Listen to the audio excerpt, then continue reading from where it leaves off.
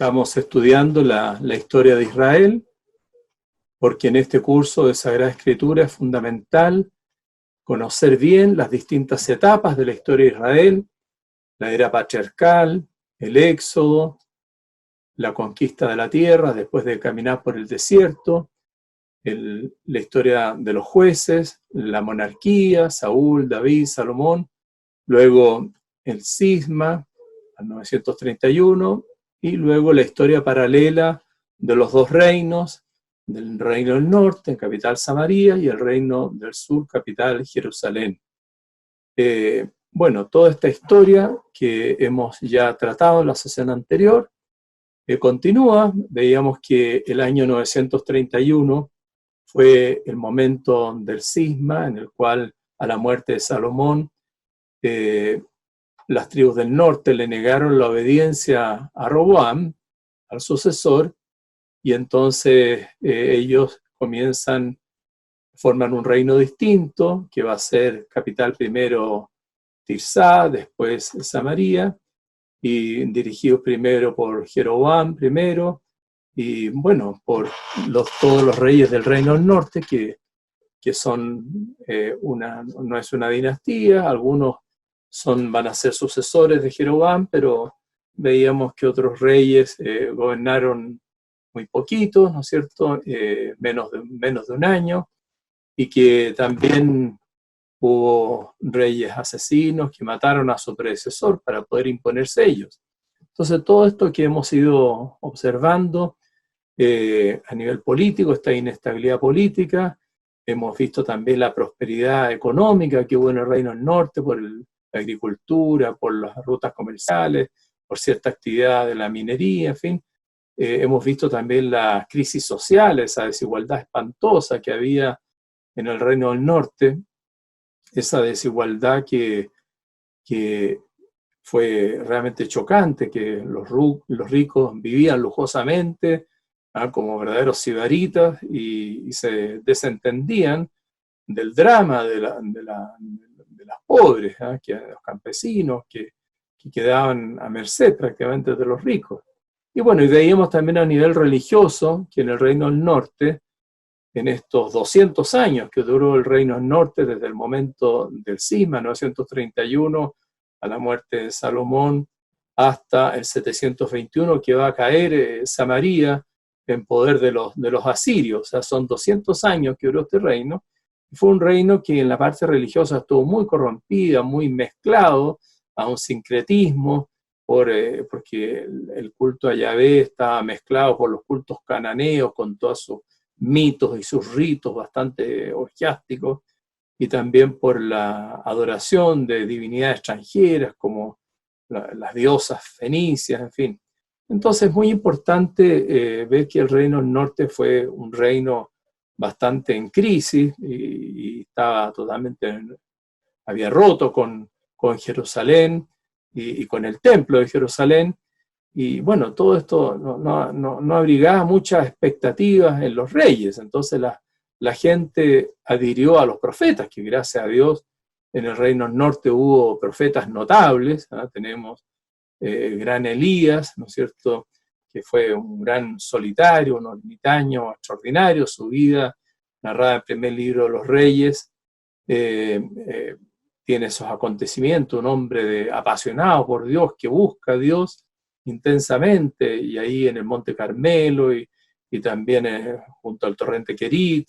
y es un hombre que su vida está gobernada totalmente por la palabra de Dios. Bueno, Elías, después Eliseo, que es una figura distinta, una figura más social, más también política, más conectada con las élites gobernantes, y bueno, con su círculo de las comunidades de los profetas, los Bnei Nevim, que vivían en unas celdas, así como monasterios de comunidades. Y bueno, estos profetas fueron importantes, ¿no es cierto?, en el siglo IX. Y luego en el siglo VIII tenemos los grandes profetas Amós y Oseas, ¿no es cierto? Amós, que era originario del sur de Judá,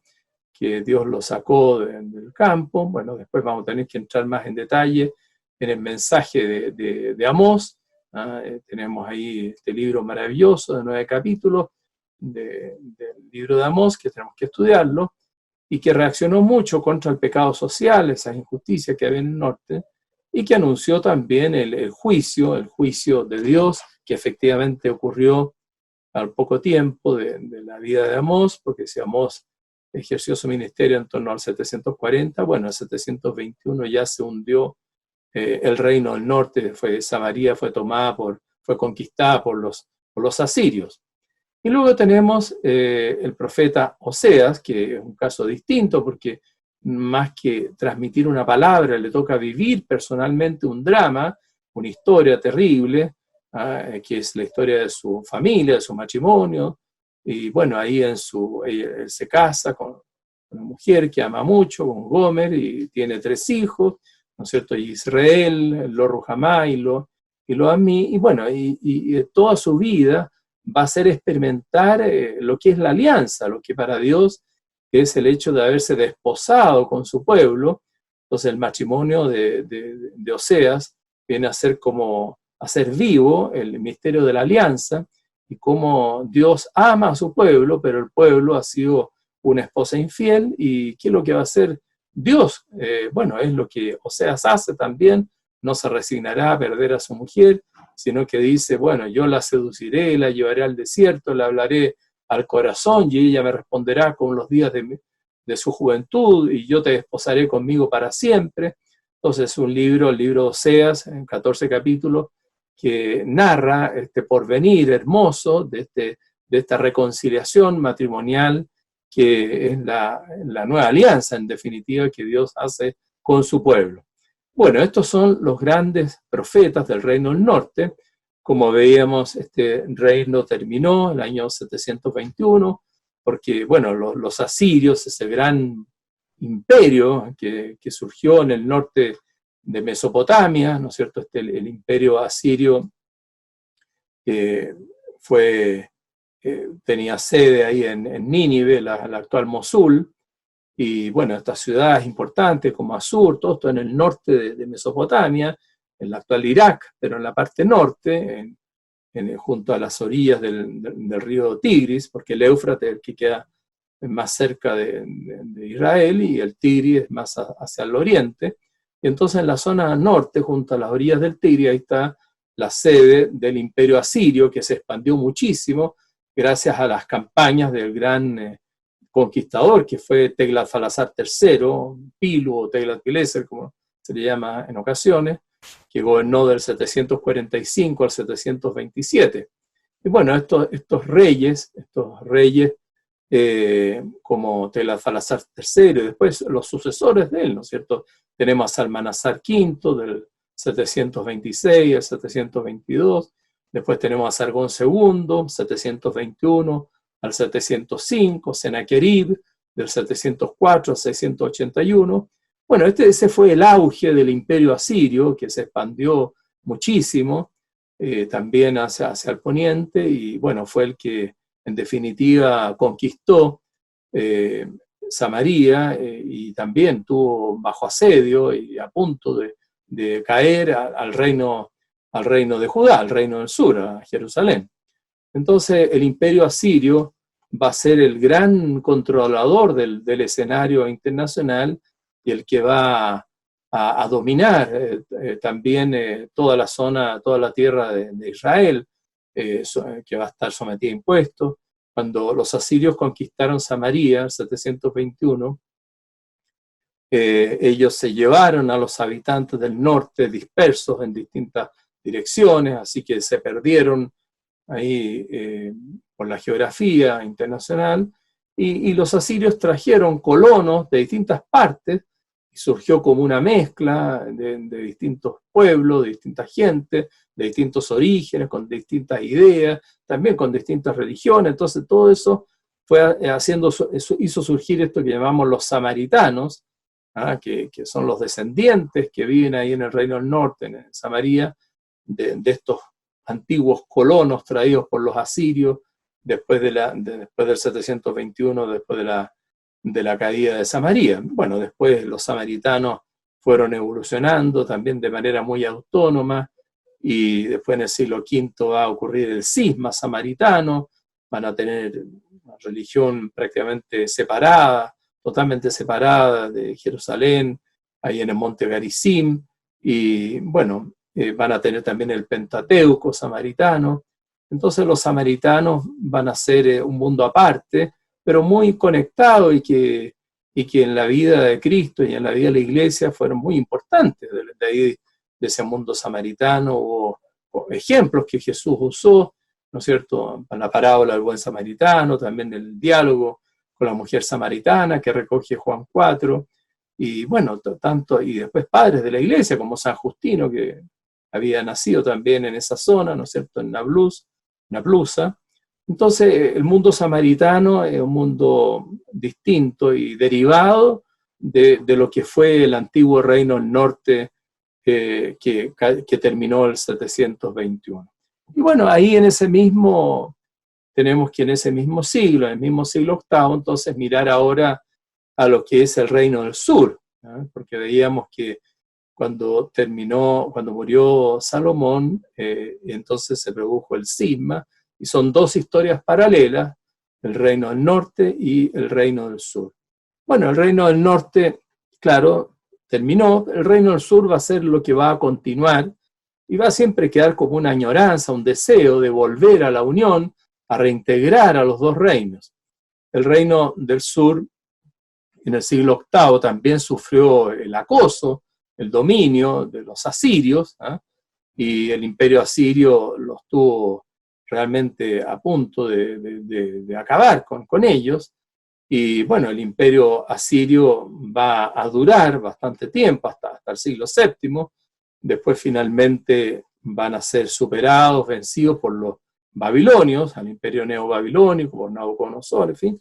Pero bueno, eso es mucho después. El 612 va a ser, en pleno siglo VII, la caída de Nínive, la capital asiria, en poder de los babilonios. Pero en el siglo VIII que estábamos considerando,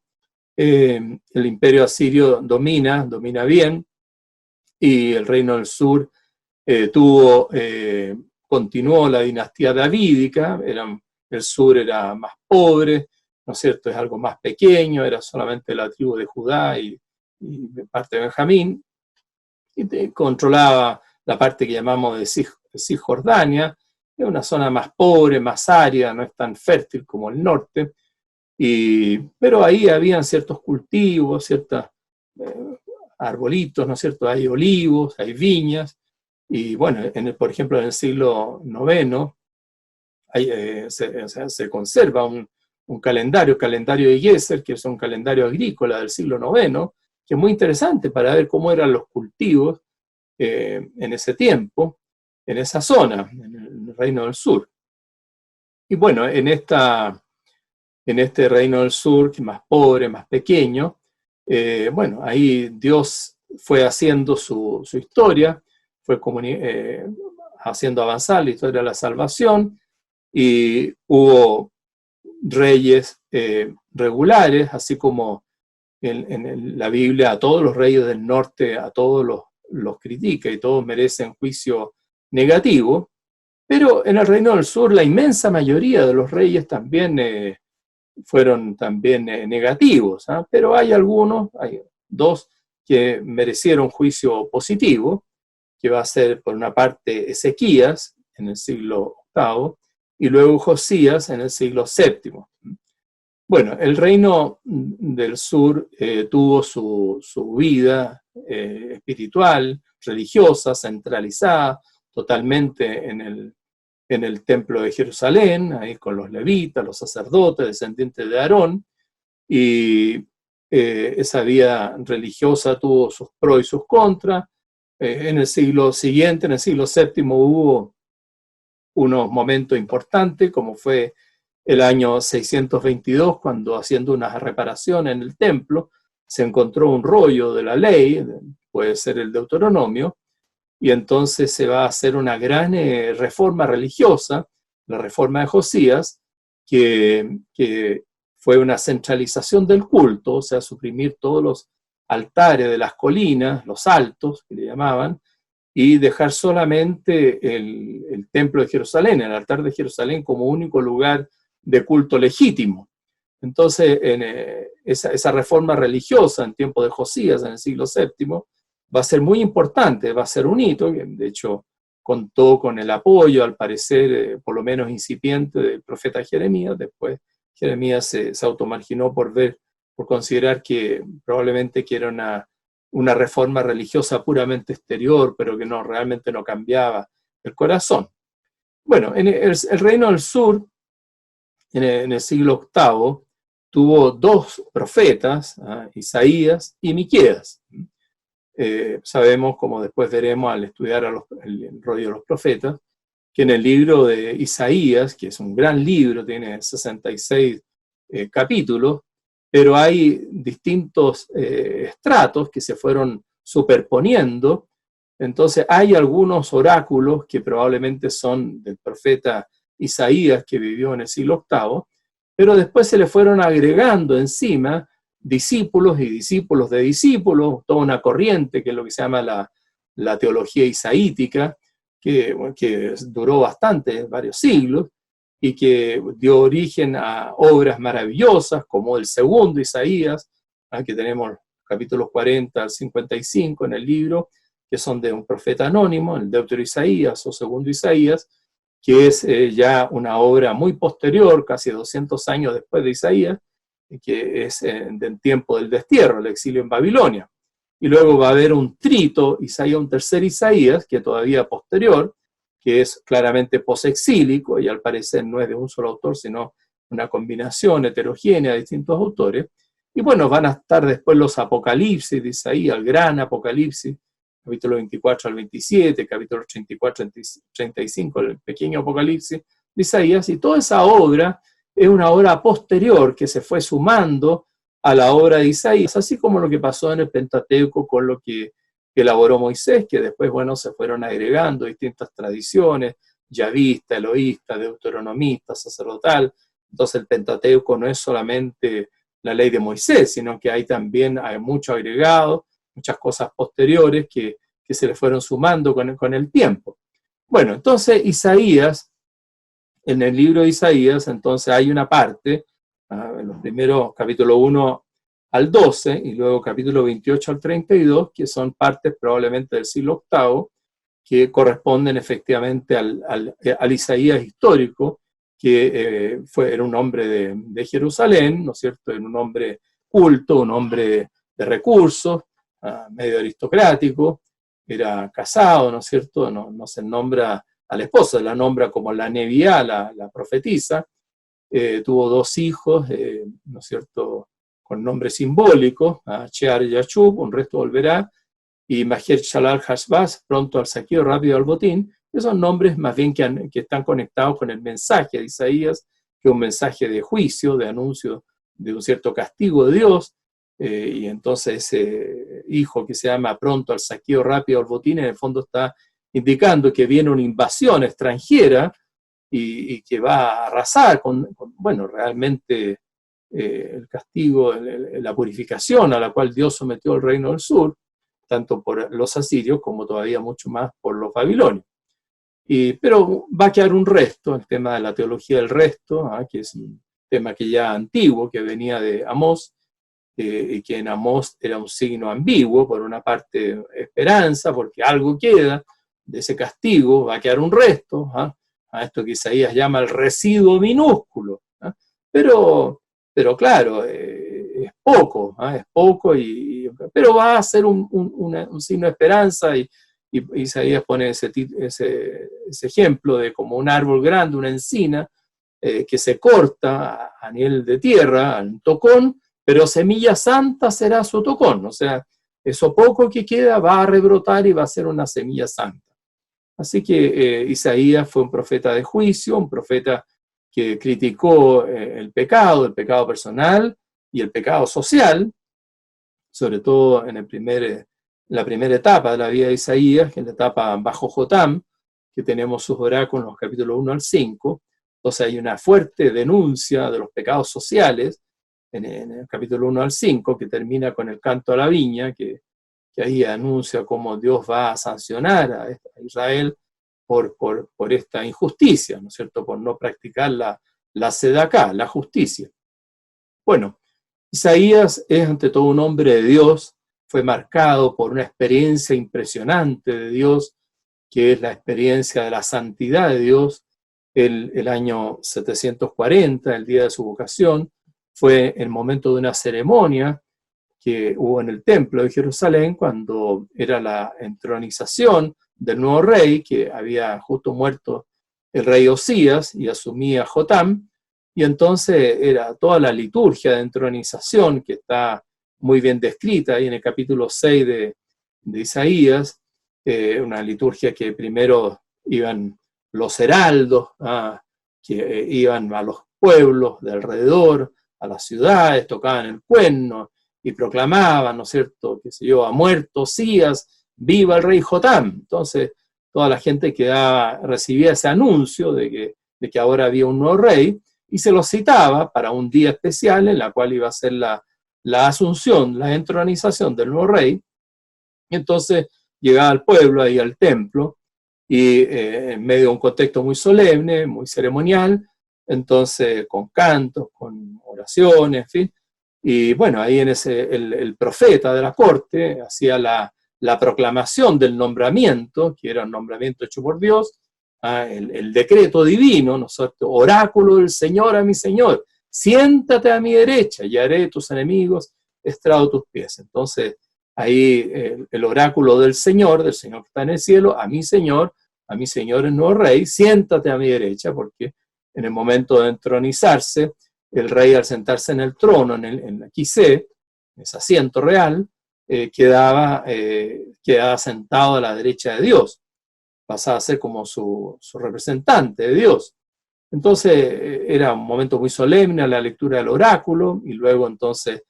el rey era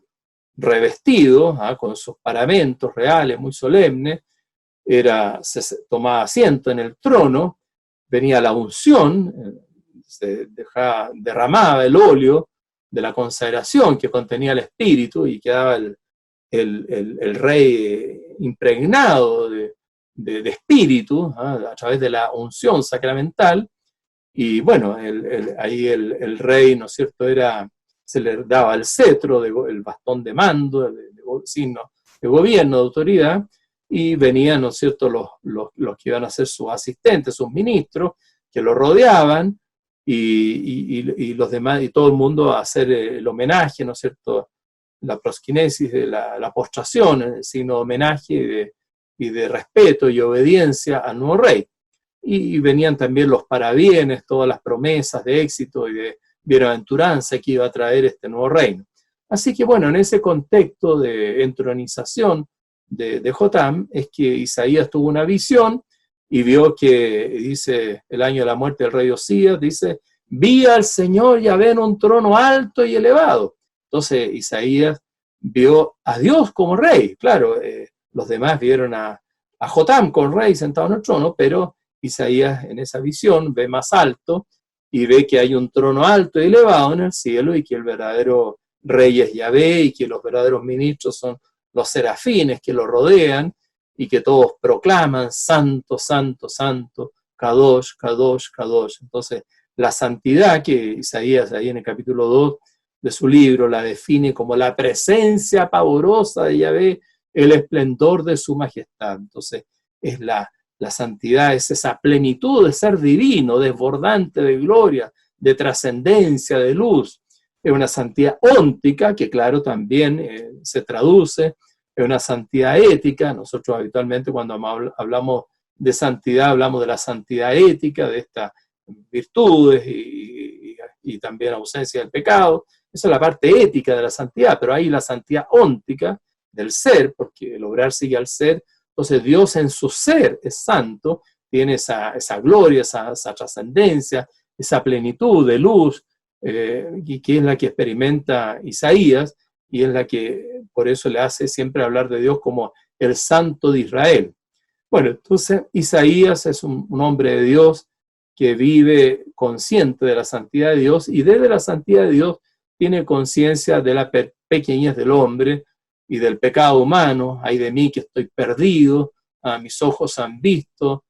a Yahvé Sebaot, al Señor de los ejércitos. entonces el hombre es pequeño, el hombre es pecador, pero existe la maravillosa posibilidad de la fe, que es apoyarse en Dios. Si no os afirmáis en mí, no seréis firmes. Ese oráculo que anuncia Isaías de la fe, todo lo que tenemos en el capítulo 7 de Isaías, fue con ocasión de una guerra que hubo ahí en el siglo VIII, que es la guerra siro-efraimita, porque, bueno, existió frente a esta fuerza y dominio asirio que dominaban todo, el dominio internacional, desde Nínive y todas las, ¿no es cierto?, todo este reino armado por Tiglat-Pileser III, por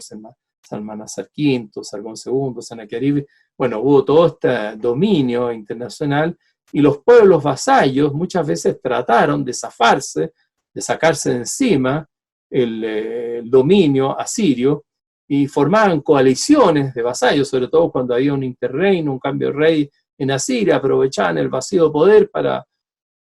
ahí organizar una revuelta contra el gran imperio.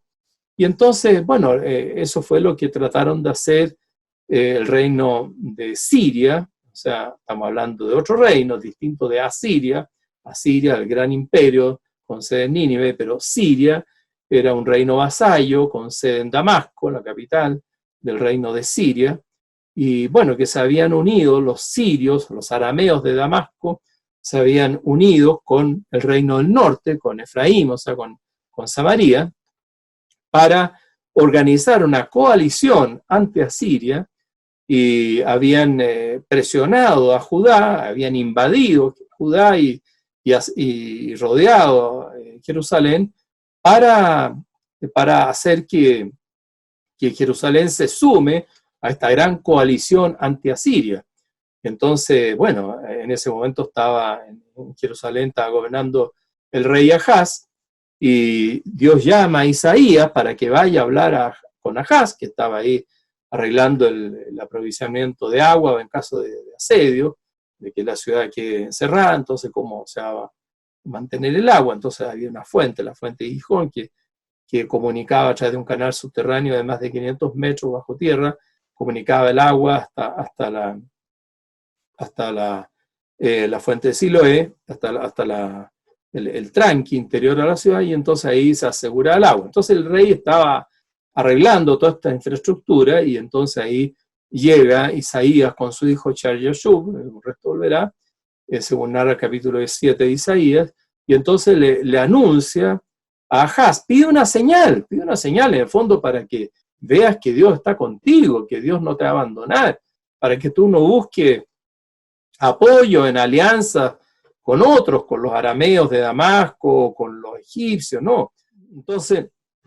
tiene ahí un ofrecimiento divino de una alianza en lo más alto del cielo o abajo en el Sheol, donde quiera. Y claro, el rey Ahaz se resistía, y entonces el profeta le dice: ¿os parece poco cansar a los hombres, que queréis también cansar a mi Dios? He aquí que el Señor os va a dar una señal. He aquí que la Virgen concebirá y dará a luz un hijo, a quien pondrá por nombre Emmanuel. Entonces, un signo que tiene dos niveles, ¿no es cierto? Algo que contemporáneo para ese momento, que lo podía entender el rey Ahaz como señal de que Dios iba a actuar para protegerlo, y entonces es probable que ahí la doncella sea la esposa de Ahaz, que todavía no había tenido familia, no había heredero, y entonces Dios le anuncia que iba a tener por fin la doncella familia, y que iba a haber un descendiente de Ahaz, que finalmente fue el rey Ezequías. Pero también el signo, los propios judíos lo vieron de una manera más profunda, y bueno, después se vio plenamente su cumplimiento en el Nuevo Testamento con el nacimiento de Jesucristo, hijo de la Virgen María. Entonces el profeta Isaías le tocó vivir en medio de estas guerras siro-eframitas, esta guerra que fue el año 735 hasta el 732,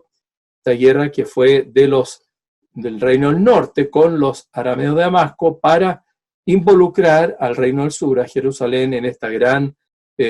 conflagración, esta gran alianza anti-asiria contra el gran imperio. Y Isaías entonces fue un profeta muy trascendental en el siglo VIII, y sus profecías, su mensaje, centrado en la santidad de Dios, centrado también en la pequeñez humana, en el pecado del hombre, también en la importancia de la fe, también en la importancia de Jerusalén, Sion, donde Dios vive y que es una ciudad santa, y que todas las naciones caminarán hacia Sion, hacia Jerusalén, y también la profecía mesiánica, que Isaías es el padre, el más importante profeta mesiánico. Bueno, en ese mismo tiempo, también en el siglo VIII, fue Miqueas, el profeta Miqueas, que fue el que, en un libro más corto, ¿no es cierto?, anuncia también desde el campo, porque es distinto de Isaías moviéndose ahí en los círculos aristocráticos de la ciudad de Jerusalén, a Miqueas, que tiene una visión más campesina, más rural, pero que anuncia un juicio de Dios, y que también va a haber una salvación derivada de la familia de David, y que esa salvación va a surgir justamente de Belén, y tú, Belén Efratá, no eres la menor entre las aldeas de Judá, porque de ti surgirá el caudillo, mi pueblo Israel. Entonces, a pesar de ser un pueblito tan pequeño, Belén, pero no es la menor, y Dios ha elegido ese pueblo pequeño para que de ahí surja el Salvador. Y eso es lo que San Mateo en el capítulo 2 va a mostrar que se cumple plenamente en Jesucristo. Bueno, Isaías y Miqueas son estos profetas del siglo VIII que van a sostener la vida espiritual, y bueno, dentro de ese siglo VIII, los reyes más importantes, el más valioso, va a ser el rey Ezequías, que hizo una cierta renovación religiosa. Después, en el siglo VII, se va a producir un giro radical en el escenario mundial, en el siglo VII, porque va a caer Asiria, Nínive, el año 612, en poder de los babilonios, de este imperio que surgió también en Mesopotamia, porque en Mesopotamia, el actual país Irak, tuvo en la parte norte, ¿no es cierto?, surgió el imperio asirio en torno a las orillas del Tigris, en el actual Mosul, en Nínive, y en la parte sur, en estas ciudades antiguas, importantísimas como Ur y Babilonia, en fin, surgió el imperio neobabilónico, que tuvo como, bueno, fundadores ciertamente a Nabopolassar, pero fue Nabucodonosor, el gran expansionista, el gran general, el gran emperador de Nabucodonosor, Nabucco. Bueno, y Nabucodonosor, logran los neobabilonios vencer a los asirios en 612, y se termina todo el dominio internacional asirio, y va a comenzar el dominio babilónico. Entonces, en el siglo VII, el dominio extranjero internacional pasa a los babilonios, y bueno, Judá, el reino del sur, también va a quedar de alguna manera afectado por esta presencia, esta dominación babilónica. Y en este siglo VII van a haber 4 profetas en el reino del sur. Vamos a tener a Jeremías, Sofonías, Nahum y Habacuc. Entonces, cada uno de estos profetas con su mensaje característico, en fin, no es el minuto ahora de verlos, pero tendremos que verlos en detalle después, pero son todos profetas de este gran siglo VII, que, como decíamos antes, tuvo un momento importante desde el punto de vista real en la realeza, en el gobierno del rey Josías, que fue el que hizo la reforma religiosa el año 622, cuando se encontró el rollo de la ley en el templo. Así que, bueno, esa es la realidad del reino del sur. Está agonizando el reino del sur bajo la presión babilónica, y finalmente el reino del sur va a caer. Llegan los babilonios el año 597, se toman Jerusalén después de un largo asedio, y bueno, se llevan ya unos primeros deportados a Babilonia. Va a quedar el rey Sedecías,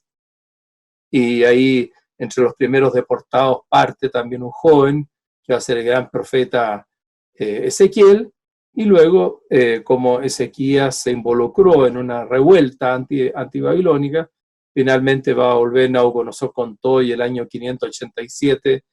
va a ser ya el fin de Judá y la partida al destierro babilónico, a Babilonia, al exilio, y va a ser algo traumático, ¿no? Como Jerusalén fue destruida, las murallas, el templo fue incendiado, desapareció el arca de la alianza, al rey le mataron los hijos delante suyo, y después al rey le sacaron los ojos. Entonces fue una tragedia siniestra, la caída de Jerusalén,